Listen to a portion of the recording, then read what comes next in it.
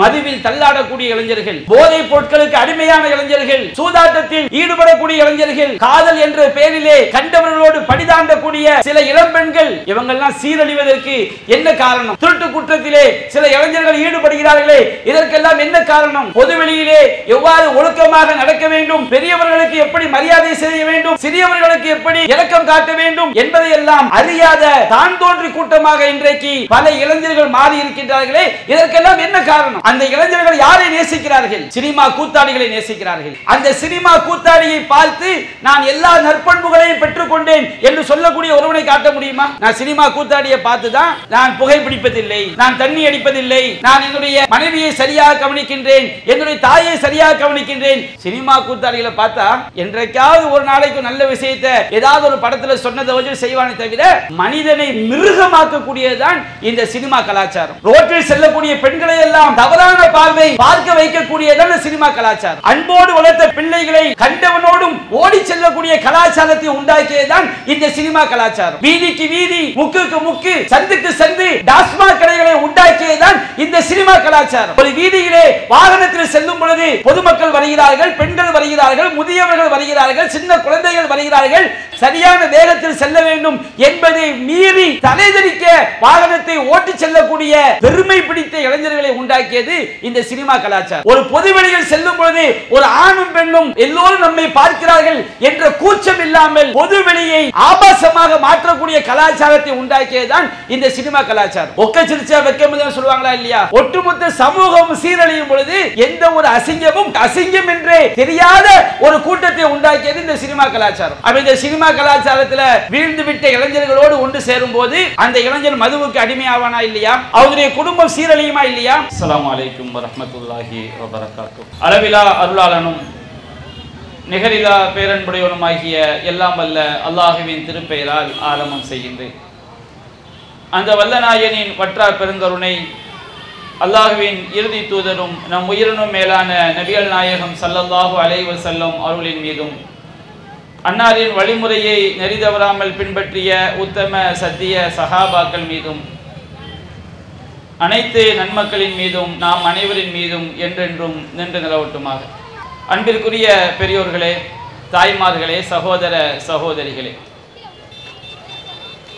இந்த நிகழ்ச்சியிலே நல்லவர்களை நண்பர்களாக்குவோம் என்ற தலைப்பு எனக்கு தரப்பட்டிருக்கிறது.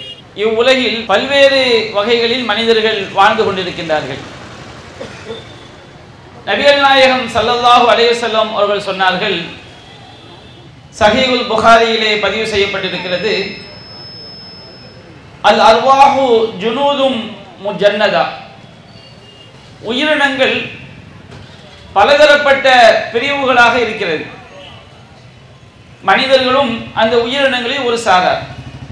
பறவைகள், விலங்குகள், மனிதர்கள், ஊர்ந்து செல்லக்கூடிய உயிரினங்கள், கடலில் வாழக்கூடிய உயிரினங்கள் என்று பல்வேறு வகைப்பட்ட உயிரினங்கள் இந்த உலகத்தில் இருக்கின்றது. அல்லாஹ்வின் தூதர் சொன்னார்கள், ஃபமா தஆரஃப மின்ஹா இக்தலஃப், அந்த உயிரினங்களில் எவைகளுக்கு மத்தியில் ஒன்றுக்கொன்று ஒத்து போகிறதோ அவை கூடி வாழ்கின்றன. வமா தனாக்கல மின்ஹா இக்தலஃப், அந்த உயிரினங்களில் எவற்றுக்கு மத்தியிலே எதிர்ப்புணர்வு இருக்கிறதோ, ஒன்றுபடுதல் இல்லையோ, அவைகள் வேறுபட்டு வாழ்கின்றன என்று நபிகள் நாயகம் ஸல்லல்லாஹு அலைஹி வஸல்லம் அவர்கள் சொன்னார்கள். ஒரு சிங்கமும் ஆடும் இணைந்து வாழ்வது கிடையாது. ஒரு புலியும் மானும் இணைந்து வாழ்வது கிடையாது. அதுபோன்று மனிதர்களாகிய நம்மிடத்திலே பலதரப்பட்ட குணமுடையவர்கள் இருக்கிறார்கள். அப்ப இந்த குணமுடையவர்கள் தங்களுக்கு ஒத்தவர்களோடு நண்பர்கள் என்ற அடிப்படையிலும், குடும்பம் என்ற அடிப்படையிலும், கோத்திரம் என்ற அடிப்படையிலும், பல்வேறு அடிப்படைகளில் தங்களுக்கு ஒத்து போகக்கூடிய மக்களோடு மனிதர்கள் இணைந்து வாழ்கின்றார்கள். இந்த உலகத்தை எடுத்துக்கொண்டால் திருமணம் செய்யாமல் வாழக்கூடிய மனிதர்களை நாம் பார்க்கிறோம், கணிசமாக இருக்கிறார்கள். அதே போன்று ஏழ்மையாக இருக்கக்கூடிய மனிதர்களும் இருக்கிறார்கள், நோயில் வாடக்கூடிய மனிதர்களும் இருக்கிறார்கள். ஆனால் எந்த ஒரு ஆணை பெண்ணை எடுத்துக்கொண்டாலும் அவர்களுக்கு தோழர்கள் இல்லாமல், பெண்களுக்கு தோழிகள் இல்லாமல், நண்பர் நண்பிகள் இல்லாமல் இருக்கக்கூடியவர்கள் மிக மிக அரிதானவர்களாக இருக்கலாம். ஏதாவது மனநோயால் பாதிக்கப்பட்டவர்கள் தனிமையில் இருப்பார்கள். சிந்தனை உடைய யாராக இருந்தாலும் சரி, அவர்கள் தங்களுக்கென்று நண்பர்களையும் தோழர்களையும் தோழிகளையும் அவர்கள் ஏற்படுத்தி வைத்திருக்கின்றார்கள். இந்த நட்பு என்பது இரண்டு வகையாக பார்க்கப்படுகிறது. ஒன்று யார் என்று சொன்னால், பொதுவாக நாம் ஒருவரை பார்த்தால் அவரை பற்றி நலம் விசாரிப்போம். அவர்களோடு நாம் மிக அந்நியோன்யமாக பழக மாட்டோம். நல்லா இருக்கிறீங்களா, சாப்பிட்டீங்களா, நேரத்தை பார்த்தா கேட்டுக்கொள்வோம். நம்முடைய அந்தரங்க விஷயங்களை அவர்களோடு நாம் பரிமாறிக்கொள்ள மாட்டோம். நம்முடைய குடும்ப பிரச்சனைகளை அவர்களோடு நாம் எடுத்து சொல்ல மாட்டோம். நம்முடைய மனக்கவலைகளை அவர்களோடு நாம் பரிமாறிக்கொள்ள மாட்டோம். நண்பர்களில் இன்னொரு சாரார் இருக்கிறார்கள், அவர்களுக்கு தான் ஹலீல் என்று சொல்லுவார்கள். ஹலீல் என்று சொன்னால், நாம் அவர்கள் மீது பிரத்யோகமாக யார் மீது அன்பு செலுத்துகிறோமோ அவர்களை ஹலீல் என்று மார்க்கம் குறிப்பிடுகிறது. அல்லாஹ் ரப்புல் ஆலமீன் ஒட்டுமொத்த மனித சமுதாயத்திலும் இப்ராஹிம் அலைஹிஸ்ஸலாம் அவர்கள் மீதும் நபிகள் நாயகம் ஸல்லல்லாஹு அலைஹி வஸல்லம் அவர்கள் மீது தன்னுடைய பிரத்யோக அன்பை அல்லாஹ் செலுத்துகிறான். அதனால்தான் அல்லாஹ் ரப்புல் ஆலமீன் திருமறை குர்ஆனில் கூறுகின்றான், இத்தஹதல்லாஹு இப்ராஹிம ஹலீலா. அல்லாஹ் ரப்புல் ஆலமீன் இப்ராஹிம் அலைஹிஸ்ஸலாம் அவர்களை தன்னுடைய பிரத்யோக அன்பிற்குரியவராக எடுத்துக்கொண்டான் என்று அல்லாஹ் குறிப்பிடுகிறான். இந்த ஹலீல் என்ற வார்த்தைக்கு உற்ற நண்பர் என்று மொழிபெயர்ப்பு செய்வார்கள். ஏன் அதற்கு உற்ற நண்பர்கள் என்று மொழிபெயர்ப்பு செய்யறாங்கன்னு சொன்னோம்னா, பொதுவாக மனிதன் யார் மீது பிரத்யோகமாக அன்பு செலுத்துகிறானோ அவர்கள் உற்ற நண்பர்களாக இருப்பார்கள் என்ற அடிப்படையில் தான் இந்த வார்த்தைக்கு உற்ற நண்பர்கள் என்று பொருள் செய்யப்படுகிறது.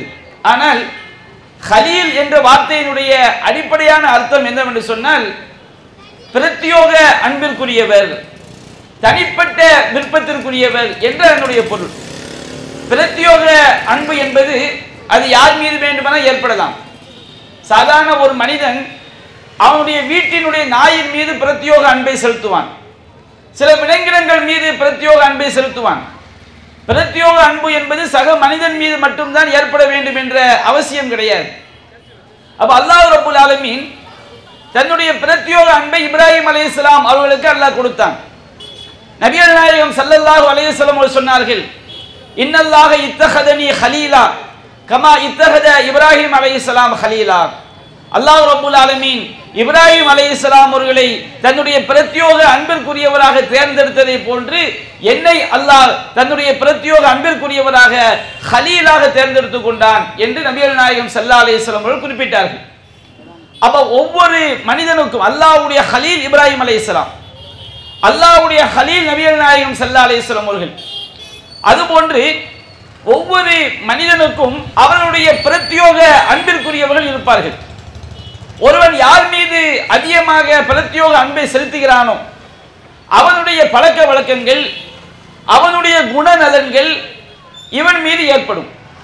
நாம் ஒருவரை நேசிக்கிறோம் என்று சொன்னால், நாம் நேசிக்கக்கூடிய ஒருவன் நல்லவனாக இருந்தால், அவன் மக்களோடு அழகிய முறையில் பழகக்கூடியவனாக இருந்தால், நற்குணங்களுக்கு சொந்தக்காரனாக இருந்தால், அவனுடைய தாக்கம் அவனை நேசிக்கக்கூடிய மக்களிடம் ஏற்படும். இன்றைக்கு உலகத்தில் நட்பை அடிப்படையாக வைத்துத்தான் ஒருவன் சீரழிவதும் ஒருவன் சீர் பெறுவதும் தீர்மானிக்கப்படுகிறது. தமிழில் கூட சொல்வாங்களா இல்லையா, கூடா நட்பு கேடாய் முடியும் என்று சொல்வார்கள். அப்ப மிக நல்ல ஒரு பிள்ளையாக வளர்க்கப்பட்டவன் கூட, பெற்றோர்களால் பேணி பாதுகாத்து வளர்க்கப்பட்ட குழந்தை கூட, அவன் சேரக்கூடிய சேர்க்கை சரியில்லை என்று சொன்னால், குடிகாரர்களோடு சேர்ந்தால், குழப்பவாதிகளோடு சேர்ந்தால், கெட்ட பண்பு மிக்கவர்களோடு சேரும் பொழுது, சூதாட்டத்தில் ஈடுபடக்கூடியவனோடு சேர்க்கை அமையும் பொழுது, தவறான பண்புடைய தோழிகளோடு ஒரு பெண்ணுடைய நட்பு அமையும் பொழுது, அந்த தவறான பண்பு இவர்களிடம் ஏற்பட்டு விடுகிறது. அப்ப நட்பு என்பது ஒருவனை சீர்படுத்துவதிலும் ஒருவனை சீரழிப்பதிலும் நட்பு என்பது முக்கிய பங்கு வகிக்கிறது.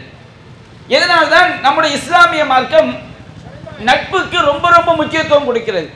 நட்பு என்று சொன்னால் அன்றாடம் நாம் அவர்களோடு அமர்ந்து பேசிக் கொண்டிருப்பதற்கு யாரை தேர்ந்தெடுக்கிறோமோ, நம்முடைய கவலைகளை பகிர்ந்து கொள்வதற்கு நாம் யாரை தேர்ந்தெடுக்கிறோமோ, நம்முடைய சொந்த விஷயங்களுக்கு அன்றாடம் ஆலோசனை பெறுவதற்கு நாம் யாரை தேர்ந்தெடுக்கின்றோமோ, நாம் யார் மீது பிரத்யோக அன்பை காட்டுகிறோமோ அவர்கள் கொள்கையில் சரியானவர்களாக, நல்ல குணமுடையவர்களாக, அதே போன்று நல்ல ஒழுக்கமுடையவர்களாக இருந்தால் அதனுடைய தாக்கம் நம்மிலும் ஏற்படும்.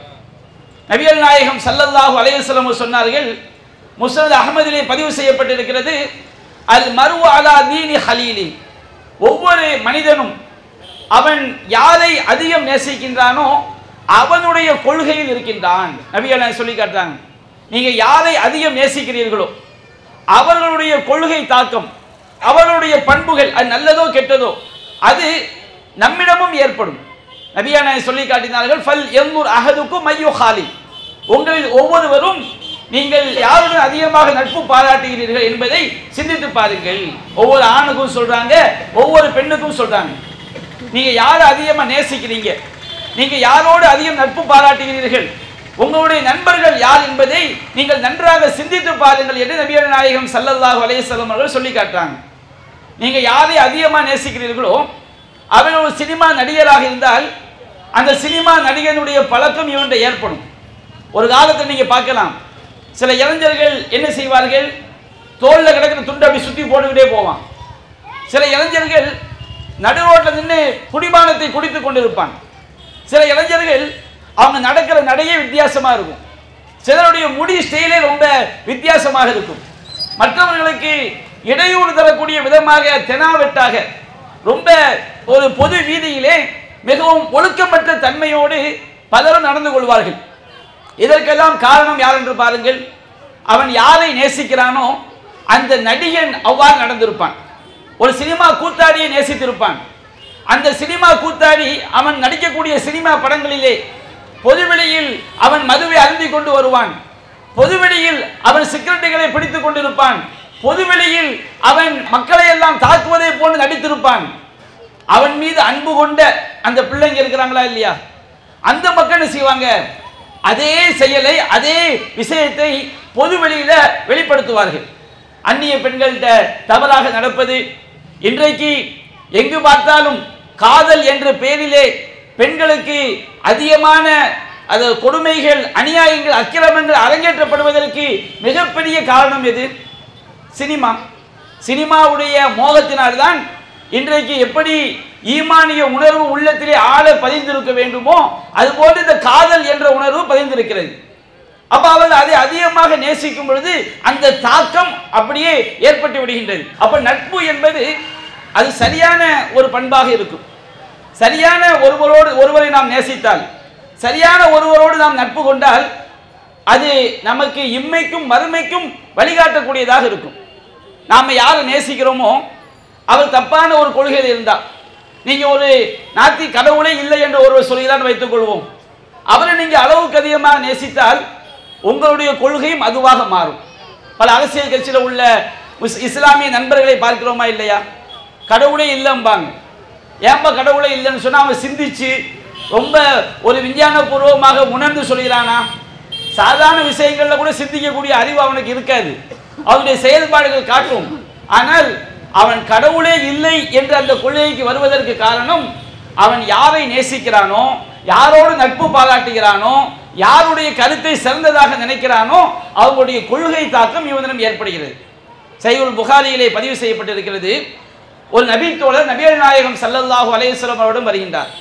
வந்து கேட்கின்றார், யா ரசூலல்லாஹ் மத்தஸ்ஸாஅ, அல்லாஹ்வின் தூதரே கியாமத் நாள் எப்பொழுது ஏற்படும், கியாமத் நாள் எப்பொழுது ஏற்படும், உலக அழிவு நாள் எப்பொழுது ஏற்படும் என்பதை அறிந்தவன் அல்லாஹ் ரப்பல் ஆலமீன் ஒருவன் தான்.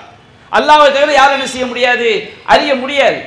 அப்ப நபிகள் நாயகம் ஸல்லல்லாஹு அலைஹி வஸல்லம் அவங்க அந்த சஹாபிட்ட கேட்டாங்க, ஃபமா அத்தத லஹா, நீ கியாமத் நாளைக்காக, கியாமத் நாள் எப்பொழுது வரும் என்று இருக்கட்டும், அதற்காக நீ என்ன தயார் செய்து வைத்திருக்கின்றாய், உன்னிடம் என்ன இருக்கிறது? அப்பொழுது அவர் சொன்னார், நான் மறுமை நாளுக்கென்று பெரிதாக எதையும் செய்யவில்லை, என்றாலும் நான் அல்லாஹ்வையும் அல்லாஹ்வுடைய தூதரையும் நான் நேசிக்கின்றேன். ஹுப்பல்லாஹி வ ரசூலி, நான் அல்லாஹ்வையும் அல்லாஹ்வுடைய தூதரையும் நேசிப்பதைத்தான் நான் தயார் செய்து வைத்திருக்கின்றேன். உண்மையிலேயே அல்லாஹ்வுடைய நேசம், இறை தூதருடைய நேசம் ஒருவனுடைய உள்ளத்தில் அது உண்மையான நேசமாக இருக்கும் என்று சொன்னால் அந்த நேசம் அவனை சீராக்கும், அவனை கொள்கையில் சரியானவனாக மாற்றும், அவனை நற்குணமுடையவனாக மாற்றும், அவனை நற்பண்புகள் உள்ளவனாக மாற்றும், அவனை சிறந்த ஒரு மனிதனாக சிறந்த இறையடியானாக அவனை மாற்றும்.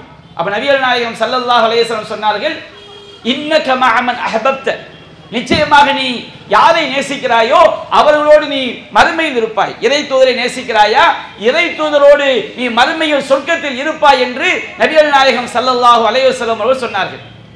இன்னொரு நபி மொழியிலே பார்க்கின்றோம், ஒரு சஹாபி நபிகள் நாயகம் ஸல்லல்லாஹு அலைஹி வஸல்லம் கேட்கின்றார், அல்லாஹ்வின் தூதரே, கைஃப தரா ஃபீ ரஜுலின் அஹப்ப கௌமன் வலம் யல்கீஹிம், ஒரு மனிதனை பற்றி நீங்கள் என்ன கருதுகின்றீர்கள்? அவன் ஒரு சமுதாயத்தை நேசிக்கிறான், ஒரு கூட்டத்தாரை நேசிக்கிறான், ஆனால் வலம்மா யல்கீஹ், இதுவரை அவன் அவர்களை சந்திக்கவில்லை. ஒரு சமுதாயத்தை பற்றி நாம் படிக்கிறோம், சஹாபாக்களை பற்றி நாம் படிக்கிறோம், சஹாபாக்களை நாம் நேசிக்கிறோம் என்று வைத்துக் கொள்ளுங்கள். நாம சஹாபாக்களை இதுவரை சந்திக்கல, மறுமை நாளில் தான் நாம சந்திக்க போறோம். அப்போ அல்லது இந்த உலகத்திலேயே ஒரு சாராரை நாம் நேசிக்கின்றோம், அவருடைய குணநலன்களுக்காக, அவருடைய தியாகங்களுக்காக, அது நல்லதோ கெட்டதோ ஏதோ ஒரு பண்பிற்காக அவர்களை ஒருவன் நேசிக்கிறான் என்று சொன்னால் அவனுடைய நிலை என்ன என்று கேட்கும் பொழுது நபிகள் நாயகம் சொன்னார்கள், அல் மர்உ மஅமன் அஹப்ப, ஒருவன் ஒருவரை சந்திக்காவிட்டாலும் அவன் யாரை நேசிக்கிறானோ அவர்களோடு தான் மறுமையில் இருப்பான். அபூஜஹலை நேசித்தால் மறுமையில் அபூஜஹலோடு இருப்பான், ஃபிரௌனை நேசித்தால் மறுமையில் ஃபிரௌனோடு இருப்பான், மூசா அலைஹிஸ்ஸலாம் அவர்களை நேசித்தால், நபிமார்களை நேசித்தால், நபிகள் நாயகம் ஸல்லல்லாஹு அலைஹி வஸல்லம் அவர்களை நேசித்தால், அருமை சஹாபாக்களை நேசித்தால் அவர்களோடு மறுமையில் இருப்பான். அப்போ நட்பு எடுத்துக்கொண்டால் இந்த நட்புல அடிப்படையான விஷயம் நேசம் என்பது. நம்ம யாரோடு நேசம் பாராட்டுகிறோமோ, யார் மீது அன்பு வைத்திருக்கின்றோமோ அவருடைய பண்புகள், அவருடைய குணநலன்கள் நம்மீது கண்டிப்பாக ஏற்படும். இதனால் தான் நம்முடைய மார்க்கம் நம்ம யாரை நண்பர்களாக எடுத்துக்கொள்ள வேண்டும் என்பதில் மிகவும் சரியான வழிகாட்டுதல்களை நமக்கு வழங்கி இருக்கின்றது. நபிகள் நாயகம் ஸல்லல்லாஹு அலைஹி வஸல்லம் சொன்னார்கள், மஸலுல் ஜலீஸி ஸாலிஹ் வல் ஜலீஸி ஸவ், நல்ல நண்பனுக்கும் கெட்ட நண்பனுக்கும் உதாரணத்தை குறிப்பிட்டார்கள். நாம் நல்லவர்களோடு நட்பு கொண்டால் நமக்கு என்ன ஏற்படும்? ஒருவர் ஏகத்துவ கொள்கையை விளங்கியவராக இருக்கிறார், நற்குணமுடையவராக இருக்கிறார், சரியாக தொழக்கூடியவராக இருக்கிறார், நல்ல விஷயங்களை எடுத்துச் சொல்லக்கூடியவராக இருக்கிறார், தீமையை தடுக்கக்கூடியவராக இருக்கிறார், இப்படி பல்வேறு நற்குணங்களுக்கு சொந்தக்காரராக ஒருவர் இருக்கின்றார். ஒருவர் தீய குணமுடையவராக இருக்கிறார், இணை வைப்பிலே மூலிகை கிடைக்கின்றார், அவரிடம் பல கெட்ட பழக்கங்கள் இருக்கிறது, மது என்ற தீய பழக்கம் இருக்கிறது, போதை பொருட்களுக்கு அவர் அடிமையாக இருக்கிறார், புகை பொருட்களுக்கு, புகையிலை பொருட்களுக்கு அவர் அடிமையாக இருக்கின்றார், பல்வேறு ஆபாசமான காரியங்களிலே ஈடுபடுகின்றார், திருட்டிலே ஈடுபடுகின்றார், விபச்சாரத்திலே ஈடுபடுகின்றார், இன்ன பல பாவ கொலை கொள்ளையிலே ஈடுபடுகின்றார். இப்படி ஒருவன் நல்லவனாக இருந்து அவனோடு நட்பு கொண்டால் அதற்கு உதாரணம் என்ன? ஒருவன் தீயவனாக இருந்து அவனோடு நட்பு கொண்டால் அதற்கு உதாரணம் என்ன? நபிகள் நாயகம் ஸல்லல்லாஹு அலைஹி சொன்னார்கள், சாஹிபில் மிஸ்க், நல்ல நண்பனுக்கு உதாரணம் கஸ்தூரி விற்கக்கூடியவனை போன்று, தீய நண்பனுக்கு உதாரணம் அவன் ஒரு கொல்லப்பட்டரை வைத்திருக்கக்கூடியவனை போன்று. நபிகள் நாயகம் சொன்னார்கள், லா யஅதமு மின் சாஹிபில் மிஸ்க், ஒருவன் கஸ்தூரி விற்கக்கூடியவன், ஒரு அத்தர் விற்கக்கூடியவனோடு ஒருவன் நட்பு பாராட்டுகிறான். ஒரு ஆள் சென்று விற்கிறார், அவரோடு நம்ம நட்பு பாராட்டுன்னு வைத்துக் கொள்ளுங்கள். நாம் அவருடைய கடையில் போய் அமரும் பொழுது நாம் என்ன செய்வோம்? நமக்கு ஒரு அத்தர் வியாபாரி நண்பராக இருந்தால் நம்ம கண்டிப்பாக அந்த அத்தரை விலை கொடுத்து வாங்குவோம். அல்லது அவர் நமக்கு அன்பளிப்பாக கூட என்ன செய்யலாம், தரலாம். அல்லது நாம் விலை கொடுத்தும் வாங்கலை, அவர் நமக்கு அன்பளிப்பாகவும் தரல, அவருடைய கடையில் போய் நம்முடைய நண்பர் என்பதனால் சிறிது நேரம் பேசிக் கொண்டிருக்கிறோம். அல்லது அவர் நம்ம வீட்டுக்கே வர்றாரு, ஒரு அத்தர் வியாபாரி நம்ம வீட்டுக்கு வர்றாருன்னா சும்மா வருவாரா? அந்த அத்தரை பூசிக்கொண்டு என்ன செய்வார், வருவார். அப்ப நபிகள் நாயகம் சொல்றாங்க, லா யஅதமு மின் சாஹிபில் மிஸ் இம்மா தஷ்தரி அவ் யுபாயிஹு, அதாவது ஒருவன் அத்தர் வியாபாரியோடு நண்பனாக இருந்தால் அவரிடமிருந்து விலைக்கு வாங்கலாம், அல்லது அதனுடைய நறுமணத்தையாவது பெற்றுக்கொள்ளலாம். நாம நல்லவர்களை நண்பர்களாக்கினால், ஒரு பெண் ஒரு நல்ல தோழியை, இறைவனை அஞ்சக்கூடிய ஒரு தோழியை, இறைவனை அஞ்சி வாழக்கூடிய ஒரு பெண்ணை, ஏகத்துவத்தை அறிந்த ஒரு பெண்ணை, ஐங்காலம் தொழக்கூடிய ஒரு சகோதரியை, நல்ல பண்புகளுக்கு சொந்தக்காரியாக இருக்கக்கூடிய ஒரு சகோதரியை ஒரு பெண் தோழியாக எடுத்துக்கொண்டால் அவளை போன்று இவள் மாறுவாள், அல்லது அவளுடைய நற்பண்புகளையாவது இவள் தெரிந்து கொள்வாள். ஒரு ஆணுக்கும் அதுதான். ஆனால் கெட்டவனோடு சகவாசம் வைத்தால், கெட்டவர்களை நண்பர்களாக்கினால் என்ன நடக்கும்? அதை நபிகள் நான் சொல்லி காட்டுறாங்க. இந்த மாதிரி ஒரு ஆள் ஒரு கொல்லப்பட்டதை வைத்திருக்கின்றார், அவர் நமக்கு நண்பராக இருக்கின்றார். கொல்லர்கள் கெட்டது நினைச்சிடக்கூடாது. உதாரணத்திற்கு நபிகள் நான் சொல்கிறார்கள், ஒருவர் ஒரு கொல்லப்பட்டதை வைத்திருக்கின்றார், அவர் நண்பராக இருந்தால் என்ன நடக்கும்? ஒன்று, நாம் அவரோடு போய் பேசிக் கொண்டிருக்கும் பொழுது அவருடைய பட்டறைக்கு சென்று அவரோடு போய் பேசிக் கொண்டிருந்தால் அதனுடைய தீ என்ன செய்யும்? உன்னுடைய ஆடையை கரித்து விடலாம், அல்லது அதில் ஒரு பொத்தலையாவது ஏற்படுத்தி விடலாம், அல்லது அவரிடமிருந்து அந்த பட்டறையிலிருந்து துர்நாற்றத்தை அவன் பெற்றுக்கொள்வான். அதான் நடக்கும். அப்போ ஒரு கெட்ட நண்பனோடு நாம் சவாசம் வைத்துக் கொண்டார், அவர்களை நாம் நேசித்தோம் என்று சொன்னால், அவர்களுடைய எல்லா பாவங்களையும் செய்யாவிட்டாலும் குறைந்தபட்சம் அந்த பாவத்தை அவன் செய்யும் பொழுது சொல்வதற்கு கூட மனசு வராது. ஏன் சொல்வதற்கு மனசு வராது? நம்முடைய நண்பனா இருக்கிறான், நாளைக்கு நாம் அவனோட உட்கார்ந்து சாப்பிடணும், அவனோடு உட்கார்ந்து பேச வேண்டும். இன்றைக்கு பல பாவங்கள் அதிகரிப்பதற்கு காரணம் என்ன? பாவம் என்றே தெரிந்து கொண்டு அந்த பாவங்களை செய்யக்கூடியவர்களை கண்டிக்காமல் இருப்பதற்கு ஒரு காரணம் என்ன? நட்பு, அவங்க மேல வைத்திருக்கக்கூடிய அன்பு. அநியாயமாக மார்க்கத்துடைய எல்லா வரம்புகளையும் மீறி ஒரு திருமணம் நடத்துவார்கள். அதை சொல்வதற்கு மனசு வராது. ஏன் சொல்ல முடியாது? நாம சொன்னா அவரோட நட்பு துண்டாகிவிடும், அவரோடு உட்கார்ந்து பேச முடியாது, அவரோடு உட்கார்ந்து சாப்பிட முடியாது, அவரோடு உட்கார்ந்து பழக முடியாது, நாளை நமக்கு ஒரு ஆபத்து இருக்கு, அவருடைய உதவி தேவை என்ற எண்ணத்தில் அவங்க செய்யக்கூடிய எல்லா பாவங்களையும் நம்முடைய உள்ளம் ஏற்றுக்கொள்ளக்கூடிய உள்ளமாக மாறிடும். என்னைக்கு நம்முடைய உள்ளம் பாவத்தை ஏற்றுக்கொள்ளக்கூடிய உள்ளமாக மாறிவிடுகிறதோ அன்றைக்கு நாம் அழிவை நோக்கி, பேராபத்தை நோக்கி, மறுமையில் நரகத்தை நோக்கி நாம் சென்று கொண்டிருக்கிறோம் என்பதை மறந்துவிடக் கூடாது. நம்முடைய நண்பர்கள் அடிப்படையாக நட்பில் நாம் பார்க்க வேண்டியது ஏகத்துவ கொள்கை. நம்ம யாரோடு நட்பு பாராட்டுகிறோம்? நட்பு நான் சொல்லும்போது ஒருவரை சந்திக்கும் நல்லா இருக்கிறேன் கேட்கிறோம், அந்த நட்பை நான் சொல்லவில்லை. பிரத்யோக நண்பர்கள், நம்முடைய கவலைகளை, நம்முடைய கஷ்டங்களை, நமக்கு ஒரு ஆலோசனை தேவைப்பட்டால் நாம் அவர்களிடம் ஆலோசனை பெறுவோம், நம்முடைய அந்தரங்க விஷயங்களை அவரோடு பரிமாறிக்கொள்வோம், அன்றாடம் அவர்களோடு நாம் தொடர்பில் இருப்போம். இந்த நண்பர்கள் தௌஹீத் கொள்கைக்கு எதிரானவர்களாக இருந்தால், இணை வைப்பாளர்களாக இருந்தால், ஷிர்கான காரியங்களை செய்யக்கூடியவர்களாக இருந்தால் கண்டிப்பாக அவர்கள் நம்மை நிரந்தர நரகத்திற்கு அழைத்து சென்று விடுவார்கள். ஒன்று, அவர் நம்மை நேசித்தால், நம் மீது உள்ள நேசத்தினால் அவர் நேர்வழிக்கு வரலாம்.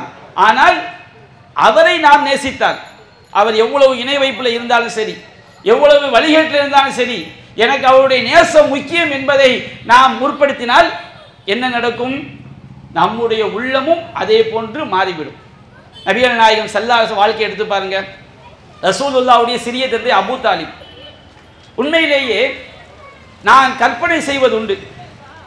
எந்த கற்பனை சொன்னோம்னா, அபூ தாலிப் அவருடைய வரலாறுகளை படிக்கும் போது இன்றைக்கு உலகத்திலேயே நபிகள் நாயகம் ஸல்லல்லாஹு அலைஹி வஸல்லம் அவர்களுக்கு ஆண்களில் மிக நேசத்திற்குரியவங்க யார் என்று சொன்னால் அபூபக்கர் சித்திக் ரலியல்லாஹு அன்ஹு அவர்கள். அவ்வளவு நேசமிக்கவர்களாக அபூபக்கர் மீது இருந்தார்கள். நபிகள் நாயகத்திடம் கேட்கப்படுகிறது, இந்த உலகத்திலேயே உங்களுக்கு நேசத்திற்குரியவர் யார் என்று கேட்கும் பொழுது ஆயிஷா என்று சொன்னார்கள்.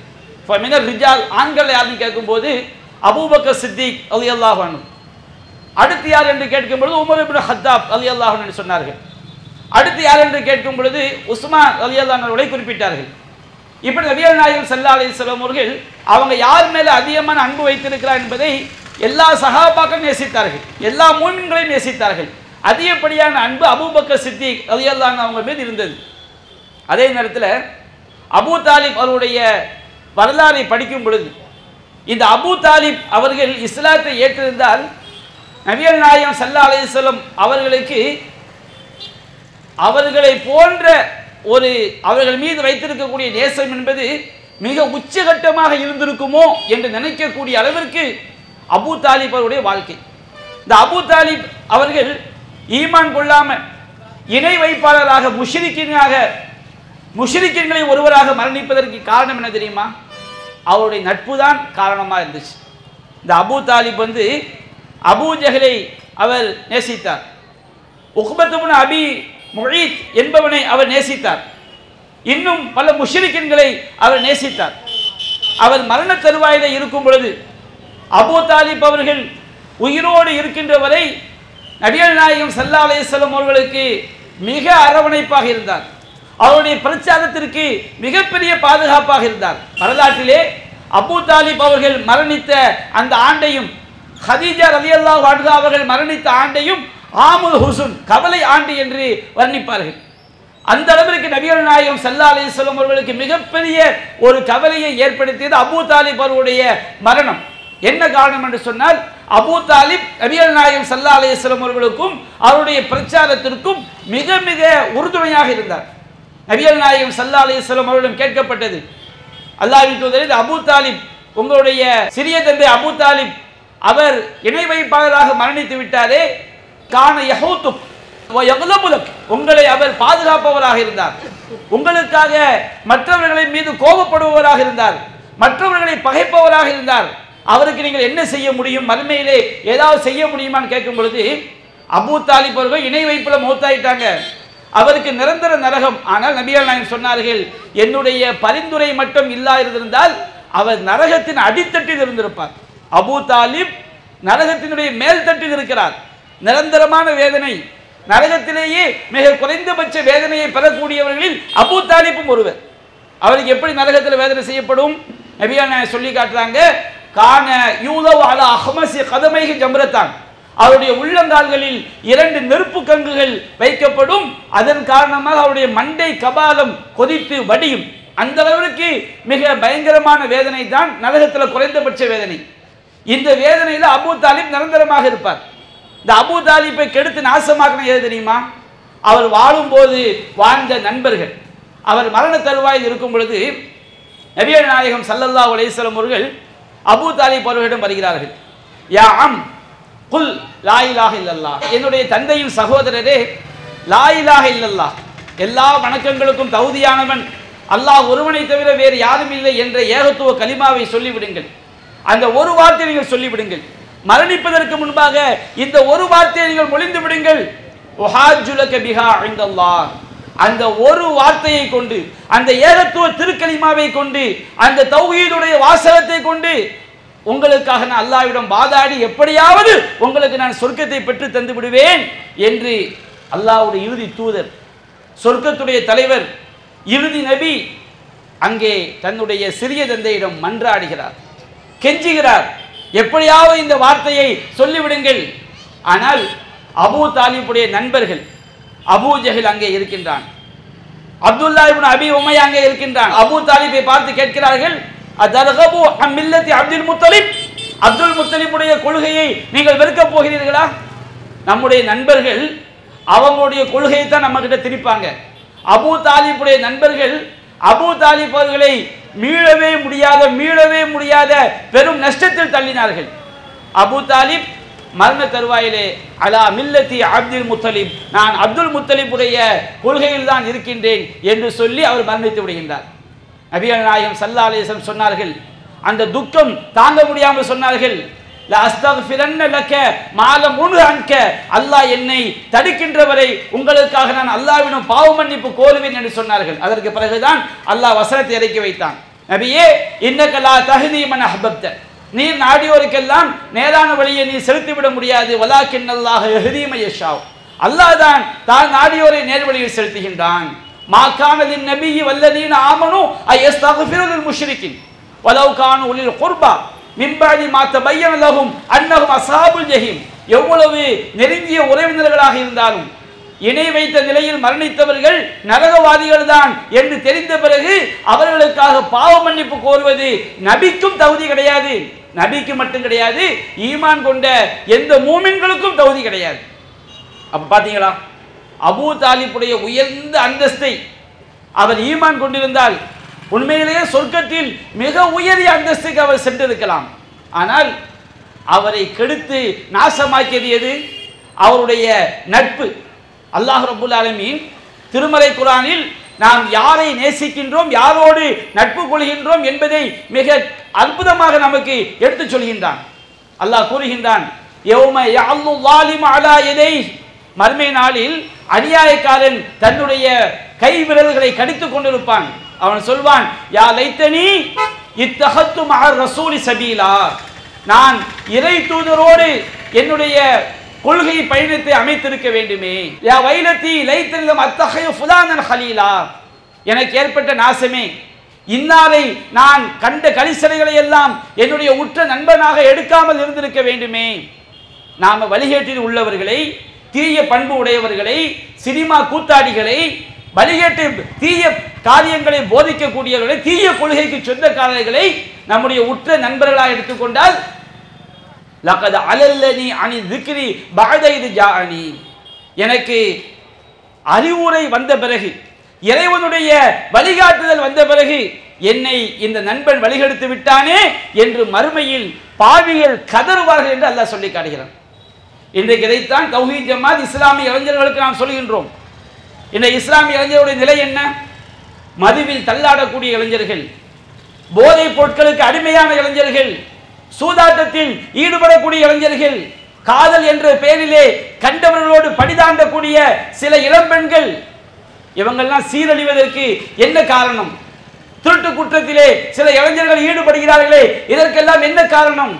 பொதுவெளியிலே எவ்வாறு ஒழுக்கமாக நடக்க வேண்டும், பெரியவர்களுக்கு எப்படி மரியாதை செய்ய வேண்டும், சிறியவர்களுக்கு எப்படி இரக்கம் காட்ட வேண்டும் என்பதையெல்லாம் அறியாத தான் தோன்றி கூட்டமாக இன்றைக்கு பல இளைஞர்கள் மாறி இருக்கின்றார்களே, இதற்கெல்லாம் என்ன காரணம்? அந்த இளைஞர்களுடைய நட்பு. அந்த இளைஞர்கள் யாரை நேசிக்கிறார்கள்? சினிமா கூத்தாடிகளை நேசிக்கிறார்கள். சினிமா கூத்தாடிகளை நேசிக்கும் பொழுது அந்த சினிமா கூத்தாடியை பார்த்து நான் எல்லா நற்பண்புகளையும் பெற்றுக்கொண்டேன் என்று சொல்லக்கூடிய ஒருவனை காட்ட முடியுமா? நான் சினிமா கூத்தாடியை பார்த்து தான் நான் புகைப்பிடிப்பதில்லை, நான் தண்ணி அடிப்பதில்லை, நான் என்னுடைய மனைவியை சரியாக கவனிக்கின்றேன், என்னுடைய தாயை சரியாக கவனிக்கின்றேன் என்று எல்லா நற்பண்புகளிலும் சிறந்து விளங்கக்கூடிய ஒருவரை காட்ட முடியுமா? சினிமா கூத்தாடிகளை பார்த்தா என்றைக்காவது ஒரு நாளைக்கு நல்ல விஷயத்தை ஏதாவது ஒரு படத்தில் சொன்னதை வச்சு செய்வானே தவிர மனிதனை மிருகமாக்கக்கூடியதுதான் இந்த சினிமா கலாச்சாரம். ரோட்டில் செல்லக்கூடிய பெண்களை எல்லாம் தவறான பார்வை பார்க்க வைக்கக்கூடியதான் சினிமா கலாச்சாரம். அன்போடு வளர்த்த பிள்ளைகளை கண்டவனோடும் ஓடி செல்லக்கூடிய கலாச்சாரத்தை உண்டாக்கியதுதான் இந்த சினிமா கலாச்சாரம். வீதிக்கு வீதி, முக்குக்கு முக்கு, சந்துக்கு சந்து டாஸ்மாக் கடைகளை உண்டாக்கியதுதான் இந்த சினிமா கலாச்சாரம். ஒரு வீதியிலே வாகனத்தில் செல்லும் பொழுது பொதுமக்கள் வருகிறார்கள், பெண்கள் வருகிறார்கள், முதியவர்கள் வருகிறார்கள், சின்ன குழந்தைகள் வருகிறார்கள். சரியான வேகத்தில் செல்ல வேண்டும் என்பதை மீறி தலைதறிக்க வாகனத்தை ஓட்டி செல்லக்கூடிய பெருமை பிடித்த இளைஞர்களை உண்டாக்கியது இந்த சினிமா கலாச்சாரம். ஒரு பொதுவெளியில் செல்லும் பொழுது ஒரு ஆணும் பெண்ணும் எல்லோரும் நம்மை பார்க்கிறார்கள் என்ற கூச்சம் இல்லாமல் பொதுவெளியை ஆபாசமாக மாற்றக்கூடிய கலாச்சாரத்தை உண்டாக்கியதுதான் இந்த சினிமா கலாச்சாரம். ஒக்க சிரிச்சா வெக்கமுதான் சொல்லுவாங்களா இல்லையா? ஒட்டுமொத்த சமூகம் சீரழியும் பொழுது எந்த ஒரு அசிங்கமும் அசிங்கம் என்றே தெரியாத ஒரு கூட்டத்தை உண்டாக்கியது இந்த சினிமா கலாச்சாரம். அப்ப இந்த சினிமா கலாச்சாரத்தில் வீழ்ந்து விட்ட இளைஞர்களோடு ஒன்று சேரும் போது அந்த இளைஞர் மதுவுக்கு அடிமையாவானா இல்லையா? அவருடைய குடும்பம் சீரழியுமா இல்லையா?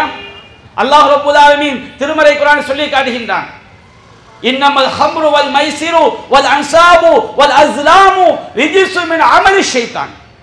நிச்சயமாக மது, சூதாட்டம், இன்னைக்கு பாருங்க ஆன்லைன் ரம்மி எத்தனை இளைஞர்கள் இதற்கு அடிமை தெரியுமா? எத்தனை இளம்பெண்கள் இதற்கு அடிமை தெரியுமா?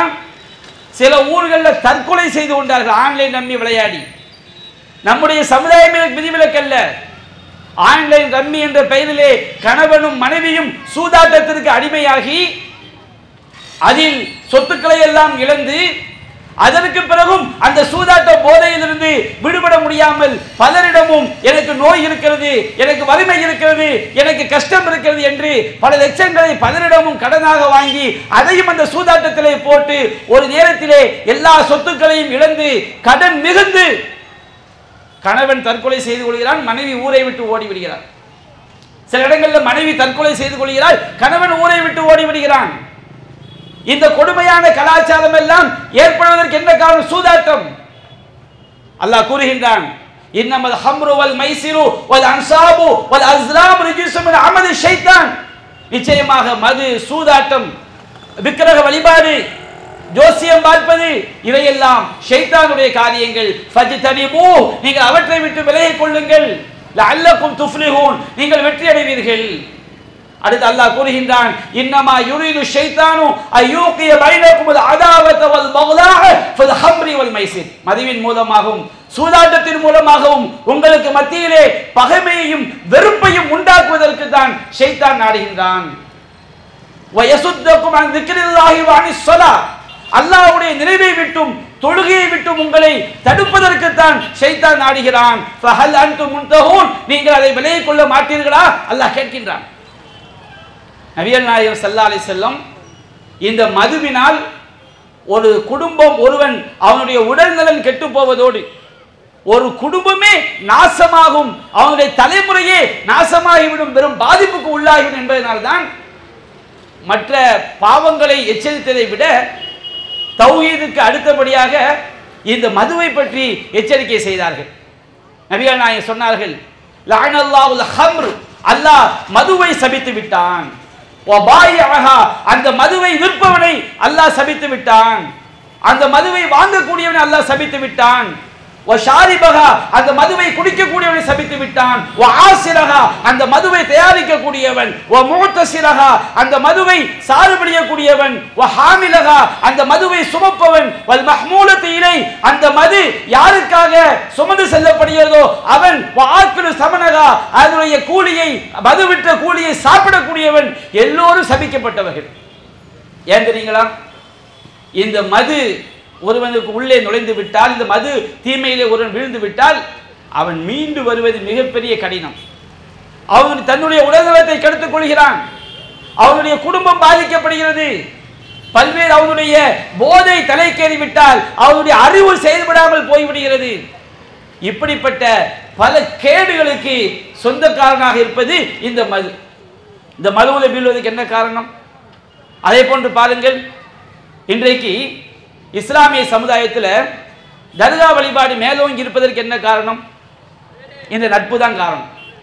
எந்த ஒரு நட்பாக இருந்தாலும் அது குர்ஆன் சொன்ன அடிப்படையில் அவர்கள் சரியானவர்கள் என்று சிந்திக்காமல் அவர்களை நேசிக்கும் பொழுது ஆலிம்கள் மீது அதிகப்படியான நேசம், அதிகப்படியான பற்று, அவர்கள் சொல்வது குர்ஆனில் இருக்கிறதா, அவர்கள் சொல்வது சுன்னாவில் இருக்கிறதா என்பதையெல்லாம் யோசிக்காமல் அவர்களை நேசிக்கும் பொழுது மிகப்பெரிய வழிகேட்டில் கொண்டு போய் தள்ளிவிடுகிறார்கள்.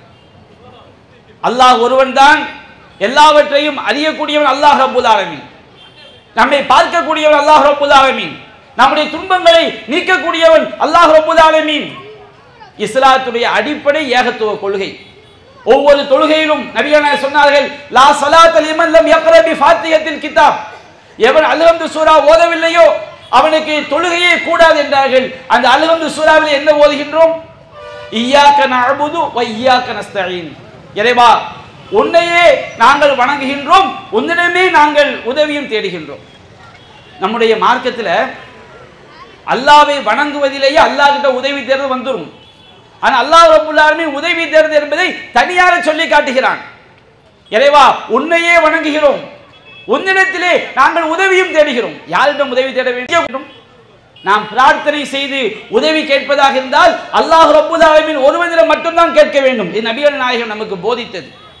அல்லாஹ்வின் தூதர் சொன்னார்கள், இதா சஅல்த ஃபஸல்லில்லாஹ், நீ எதை கேட்டாலும் அல்லாஹ்விடம் கேள். நீ துஆ செய்து கேட்கிறாயா, அல்லாஹ்ட்ட கேள்.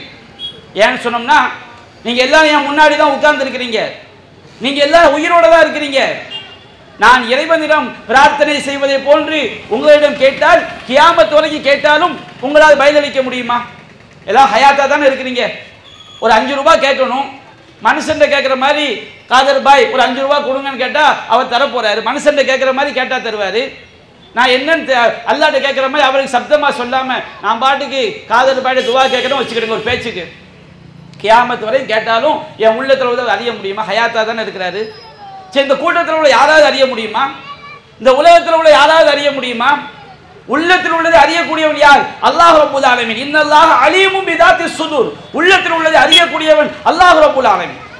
அத்வாஉ ஹுவல் இபாதா. நீங்கள் பிரார்த்தனை செய்வது வணக்கம். இந்த தௌஹீதுடைய அடிப்படையை ஒழித்து நாசமாக்கி சமாதியிலே கையேந்தக்கூடிய சமுதாயத்தை உண்டாவதற்கு என்ன காரணம்? அறிஞர்கள் மீது உள்ள நேசம். நபிகள் நாயகம் எச்சரித்தார்களா இல்லையா? லஅனத்துல்லாஹி அலல் யஹூதி வன் நஸாரா. யகூதிகள் மீதும் நசாராக்கள் மீதும் அல்லாஹ்வுடைய சாபம் ஏற்பட்டு விட்டது. என்ன காரணம்? இத்தஹது குபூர அன்பியாயிஹிம் மசாஜிதா.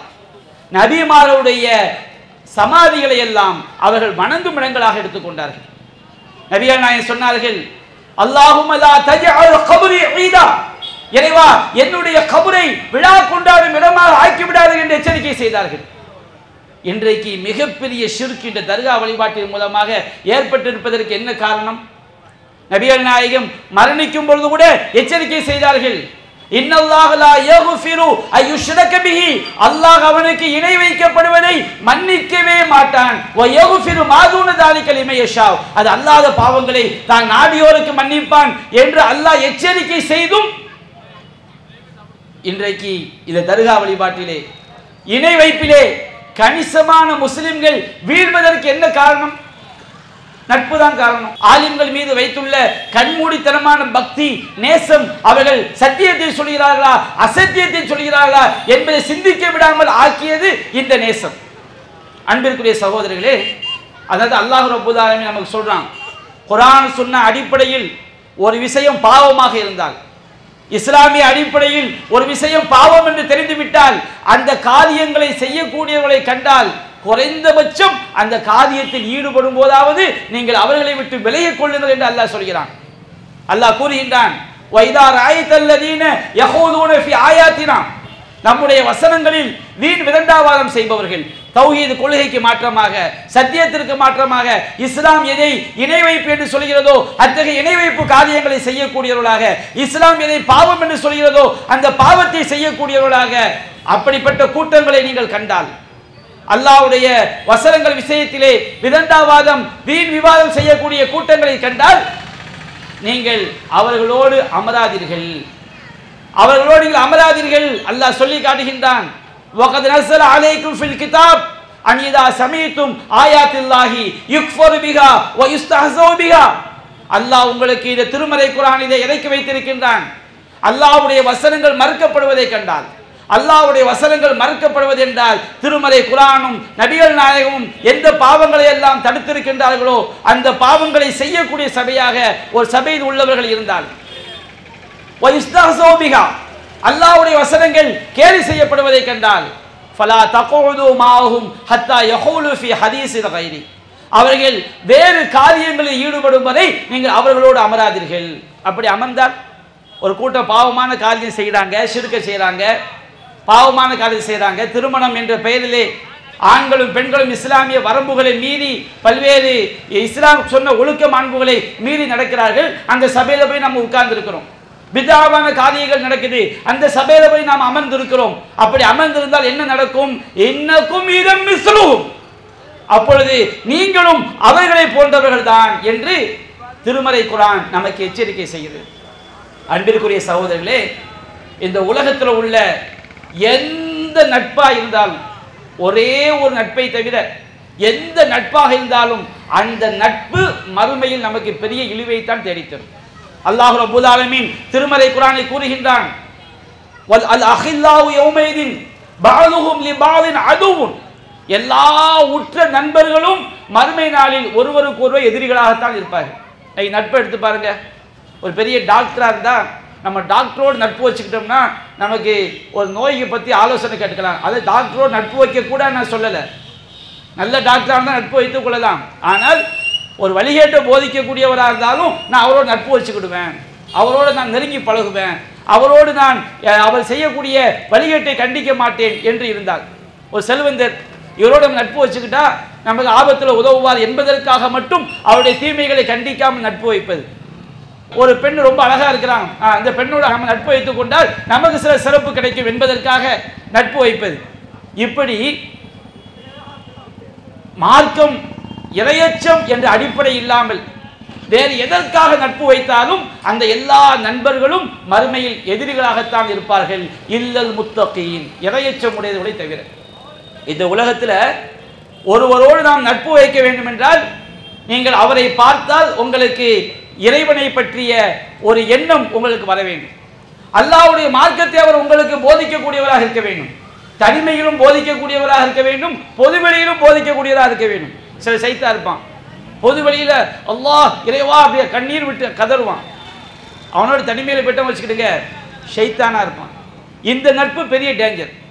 உங்களுக்கு தனிமையில் இருந்தாலும் பொதுவெளியில் இருந்தாலும் அவன் இறைவனுடைய மார்க்கத்தை உங்களுக்கு சொல்லக்கூடியவனாக இருக்க வேண்டும், தௌஹீதை போதிக்கக்கூடியவனாக இருக்க வேண்டும், ஐங்கால தொழுகைகளை உங்களுக்கு தொலை ஏவக்கூடியவனாக இருக்க வேண்டும், உங்களுக்கு நன்மைகளை எடுத்துச் சொல்ல வேண்டும், தீமைகளை விட்டு அவன் தடுக்க வேண்டும், உங்களுக்கு நற்குணங்களை போதிக்கக்கூடியவனாக இருக்க வேண்டும். அப்படிப்பட்ட நண்பர்களை நீங்கள் ஹலீலாக எடுத்துக் கொள்ளுங்கள். நபிகள் நாயகத்துக்கு அல்லாஹ் சொல்கிறான், நபியே வஸ்பிர் நஃப்ஸக மஅல்லதீன யதுஊன ரப்பஹும் பில் கதாத்தி வல் அஷி யுரீதுன வஜ்ஹஹு. காலையிலும் மாலையிலும் இறைவனுடைய திருமுகத்தை நாடி அவனிடம் பிரார்த்திக்கிறார்களே, அல்லாஹ்வை வணங்குகிறார்களே, அவர்களோடு உண்மை நீர் உறுதியாக பற்றி பிடித்துக் கொள்வீராக. நபிகள் நாயகத்துக்கு அல்லாஹ் சொல்றான், நாயகமே நீங்க யாரோடு இருக்கணும்? இந்த மாதிரி காலையிலும் மாலையிலும் அல்லாஹ்வுடைய திருமுகத்தை நாடி அவனுக்காக இறைவனை மட்டும் வணங்கி வழிபடுகிறார்களே, அத்தகைய ஏகத்துவவாதிகளோடு உண்மை நீர் உறுதியாக பற்றி பிடித்துக் கொள்வீராக. ولا تعد عيناك عنهم تريد زينة الحياة الدنيا. இந்த உலக வாழ்க்கையினுடைய அலங்காரத்திற்காக, பதவிக்காக, பகட்டுக்காக, அந்தஸ்துக்காக, செல்வத்துக்காக, வேறு நோக்கங்களுக்காக அவர்களை விட்டும் உங்களுடைய பார்வையை திருப்பி விடாதீர். இன்றைக்கு எத்தனையோ ஏகத்துவத்தை தெரிந்த சகோதரர்கள் இன்றைக்கு பதவிக்காக, அரசியலுக்காக ஏகத்துவத்தை தொலைத்த வரலாறுகளை பார்க்கிறோம்.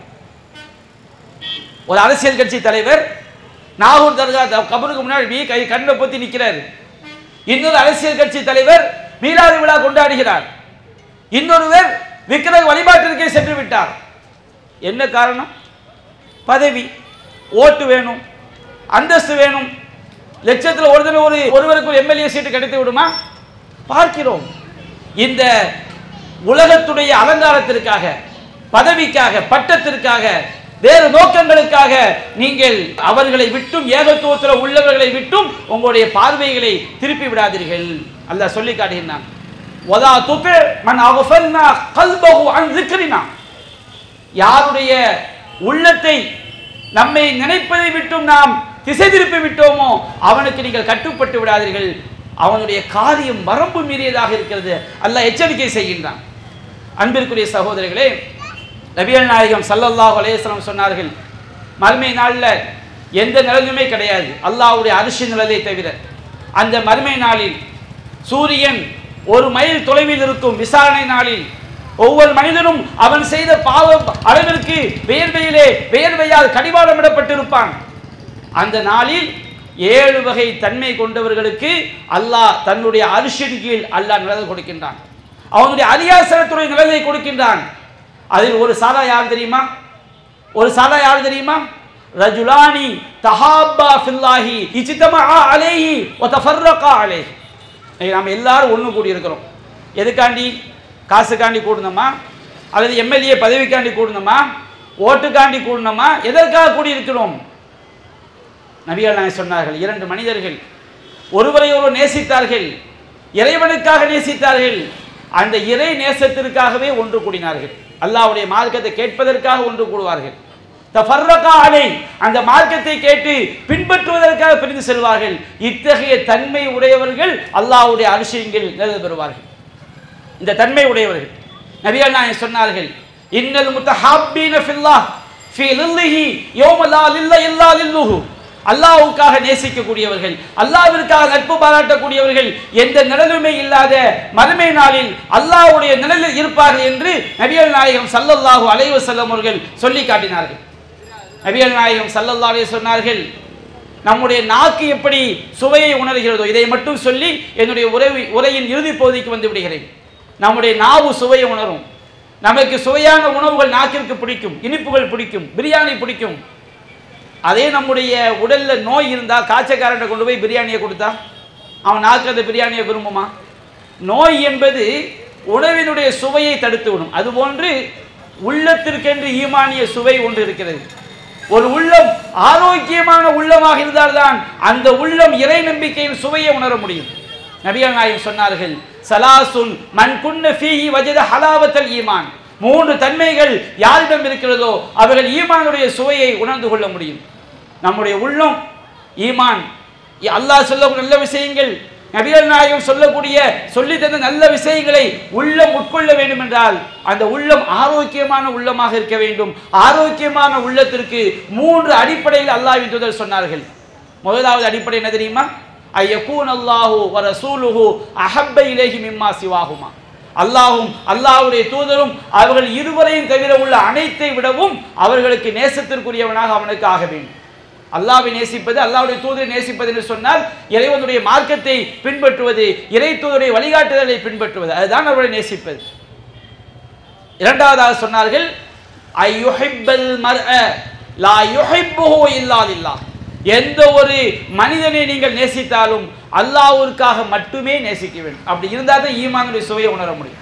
ஒருவரை நேசிக்கிறேன்னா அந்த நேசம் அல்லாஹ்வுக்காக இருக்கணும். இல்லை இவன் என்னுடைய காதலன், இவள் என்னுடைய காதலி, இவர் எனக்கு நிறைய, இவரோடு நட்பு கொண்டால் நிறைய காசு பணம் கிடைக்கும், இவரோடு நட்பு கொண்டால் செல்வாக்கு கிடைக்கும், இவரோடு நட்பு கொண்டால் பதவி கிடைக்கும், பட்டம் கிடைக்கும் என்பதற்காக நேசித்தால் ஈமான் வெறுக்கும், மார்க்கம் வெறுக்கும். உள்ளத்தில் அதுதான் நோக்கம் ஆகும்போது இஸ்லாம் பாரமாக தெரியும். எந்த ஒரு மனிதனை நேசித்தாலும் அல்லாஹ்விற்காக நேசிக்க வேண்டும். மூன்றாவதாக சொன்னார்கள், ஐயக்ரஹ ஐயஊத இலல் குஃப்ர் பஅத இத் அன்கதஹு அல்லாஹு மின்ஹு. அல்லாஹ் இறை மறுப்பை விட்டும் காப்பாற்றி தௌஹீதை விளங்க செய்த பிறகு அந்த இறை மறுப்பை நோக்கி, ஷிர்கை நோக்கி, குஃப்ரை நோக்கி, தர்கா வழிபாட்டை நோக்கி, மீலாதை நோக்கி, மௌலிதை நோக்கி, தாயத்தை நோக்கி, என்னென்ன ஜோசியத்தை நோக்கி என்னென்ன ஷிர்கான காரியங்கள் இருக்கிறதோ அந்த குஃப்ரை நோக்கி மீண்டும் செல்வதை வெறுக்க வேண்டும். எப்படி வெறுக்க வேண்டும்? கமா யக்ரஹு ஐயுக்தஃப ஃபின்னார். நெருப்பில் வீசப்படுவதை எப்படி வெறுப்போமோ அதுபோன்று வெறுக்க வேண்டும். நல்ல சபைகளில் அமர வேண்டும், நல்ல போதனைகளை கேட்க வேண்டும், நல்ல மக்களோடு நட்பு கொள்ள வேண்டும். அப்படி நட்பு கொண்டால் கண்டிப்பாக அந்த நட்பு நம்மை சொர்க்கத்தில் கொண்டு போய் சேரும். அல்லாஹ் ரப்புல் ஆலமீன் அஸ்ஹாபுல் கஹஃப் குகைவாசி இளைஞர்களோடு நட்பு கொண்டிருந்த நாயை கூட அல்லாஹ் திருமறை குர்ஆனில் சொல்லி காட்டுகிறான். வகல்புஹும் பாசிதுன் திராஇஹி பில் வஸீத்.